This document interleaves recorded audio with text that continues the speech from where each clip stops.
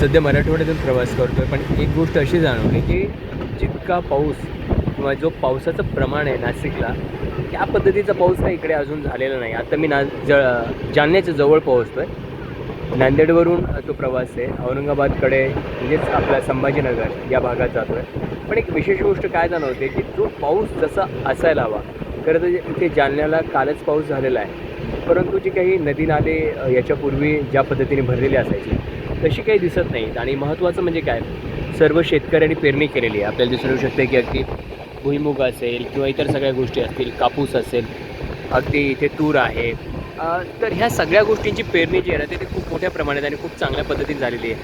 हे पीक अगदी चांगलं फुलून आलेलं आहे. आता मात्र अपेक्षा एवढीच आहे की हे पाऊस असं सातत्याने चालू राहावं आणि या पावसामुळं या शेतकऱ्यांची, या शेतीची, या झाडांची, या पिकाची तहान भागली जावी एवढंच.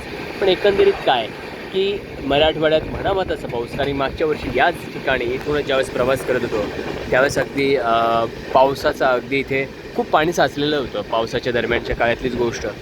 पण आता मात्र तेवढा पाऊस काही इथे दिसत नाही आहे.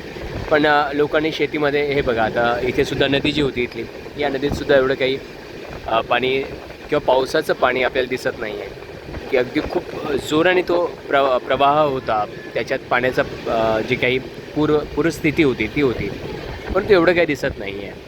मराठवाड्यातल्या काही भागांमध्ये पाऊस हा मोठ्या प्रमाणात झालेला आहे, पण इकडे तेवढं म्हणावं तसा पाऊस झालेला नाही आहे. आता हा जो भाग आपण खालचा बघतो ते इथंसुद्धा पाऊस जो आहे तो तेवढा काही झालेला नाही आहे. पण एकंदरीत काय, पिकाची जी स्थिती आहे, पीक जे आहे तर ते पीक अगदी फुलून आलेले आहेत.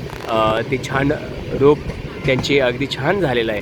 फक्त हा जो पाऊस आहे तो पाऊस मात्र असाच असायला हवा चांगल्या पद्धतीने. संपूर्ण शेतकऱ्यांची आस आणि नजर तिकडेच लागलेली आहे. धन्यवाद.